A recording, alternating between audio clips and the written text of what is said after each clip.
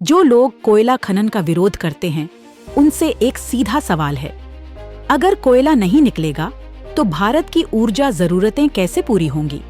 वर्तमान में भारत की कुल बिजली उत्पादन का लगभग 70% हिस्सा कोयले से आता है। अगर देश की कोयला खदानें बंद हो जाएं, तो सबसे पहला असर बिजली सप्लाई पर पड़ेगा। बिजली की कमी से घरों में अंधेरा, कारखानों में ताले और रेलवे जैसी सेवाओं में रुकावट आ सकती है। उद्योगों पर असर, इस्पात, सीमेंट, उर्वरक, कागज जैसे बड़े उद्योग कोयले पर निर्भर हैं। अगर कोयला न मिले तो इन उद्योगों का उत्पादन रुक जाएगा और करोड़ों मजदूरों की रोजगार पर चोट होगी। रोजगार का संकट। देश भर में कोयला खनन से सीधे या परोक्ष रूप से जुड़े हुए करोड़ों लोग काम करते हैं। खदानें बंद होने से इन सभी परिवारों की आजीविका खतरे में पड़ जाएगी। विदेशी कोयले पर निर्भरता। अगर देश के अपने खदान बंद हो गए, तो हमें कोयला विदेशों से आयात करना पड़ेगा, जो महंगा होगा।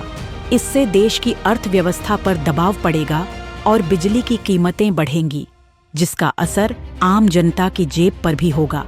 नवीकरणीय ऊर्जा विकल्प नहीं बन सकते। सोलर, विंड जैसे विकल्प जरूर अच्छे हैं, लेकिन फिलहाल वो इतनी बड़ी मात्रा में बिजली नहीं बना सकते जितनी भारत को चाहिए। इसलिए कोयले का विकल्प फिलहाल मौजूद नहीं है। हसदेव खदान जैसे प्रोजेक्ट्स इसी ऊर्जा सुरक्षा को सुनिश्चित करने के लिए जरूरी हैं। यहाँ पर कानूनी मंजूरी, ग्राम सभा और जन सुनवाई जैसे सारे नियमों का पालन करके ही खनन किया जा रहा है।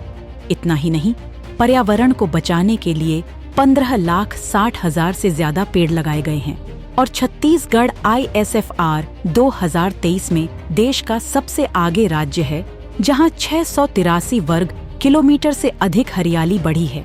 चीन, अमेरिका, ऑस्ट्रेलिया जैसे देशों ने भी विकास के लिए कोयले का उपयोग किया, और यदि उनके सामने भी ऐसे प्रोपेगेंडा चलते तो शायद वे कभी विकसित न हो पाते।